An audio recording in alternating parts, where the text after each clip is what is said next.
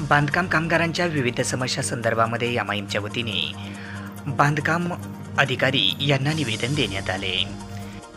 यावेळी एमआयएमचे बीड जिल्हाध्यक्ष ॲडव्होकेट शेख शफीक यांच्यासह अन्य कार्यकर्ते पदाधिकारी यांची यावेळी उपस्थिती होती। सदर निवेदन आज गुरुवार दिनांक 25 जुलै रोजी दुपारी 2 वाजता दिले आहे। बीड येथील बांधकाम कामगार अधिकारी चव्हाण यांनी हे निवेदन स्वीकारले।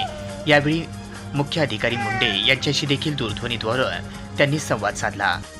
यावेळी बांधकाम कामगारांची होत असलेली हेळसांड तात्काळ थांबवण्यात यावी, तसेच बांधकाम कामगाराचे प्रश्न तात्काळ मार्गी लावावेत, बांधकाम कामगारांना विविध योजनेचा लाभ द्यावा, तसेच या कार्यालयामध्ये स्टाफ वाढवावा, अशी विविध मागण्याचे निवेदन एमआयएमच्या वतीने दिले।